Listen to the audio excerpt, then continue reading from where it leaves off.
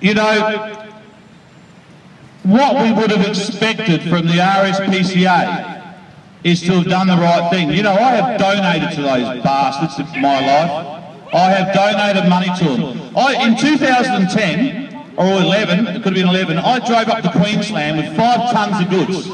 And I shared that and the money that I raised with a lot of the smaller shelters, because my wife and I run one. So I thought I'll start there. Do you know, when I arrived at the RSPCA office, no one even was interested in my stuff. They asked how much money I had. I said, I've got 2 tonnes of food here for the animals that have been flooded out. They weren't even interested. I wouldn't have left it there, but I had nowhere else to put it. I wish I had shared that with the smaller shelters and not wasting my bloody time dropping it off there. And that's what it's become about. It's become about money. You do not hoard millions of dollars of money at the expense of the life of animals. That is unacceptable, and that's why we're here today.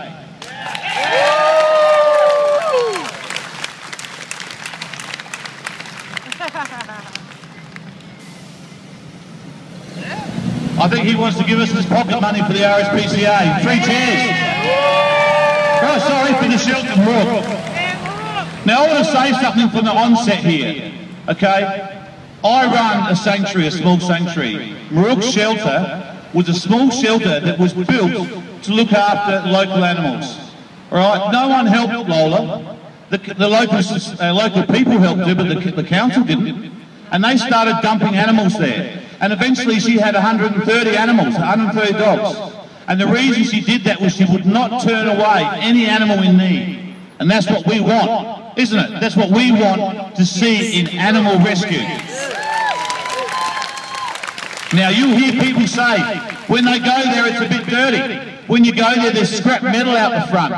Or there's some old batteries being put into piles there. That is because that's how she's had to raise the money. She doesn't have millions of dollars that gets thrown around by the government, or millions of dollars that people have given to the RSPCA over the years. She has collected cans and scrap metal. And if you wonder why around the edges of the shelter sometimes it's a bit dirty, if you're about to do a clean-up and someone dumps an injured animal on your property, what's the first thing you do as a compassionate person? You put it in your car and you get it to the vet to fix it. You're not worried about mowing the edges or having pretty paving, are you? But hey, $14 million profit and big suites in office buildings here is what we're paying for if we donate money to the RSPCA. If you donate money to Lola, she won't even take that money and use it for power bills because she thinks that's her job to do. So that's the sort of people we need, and that's the sort of people we need on the board of the RSPCA. Not more lawyers, not PR people. Anyway, I'll keep it short and I'll put you on to some other speakers, and I'll come in and bug you in between each person speaking. Anne Bressington? Oh, okay. Here you go, Anne. And this is Anne's PA. You'd think she'd know how to use it, wouldn't you? Here you go.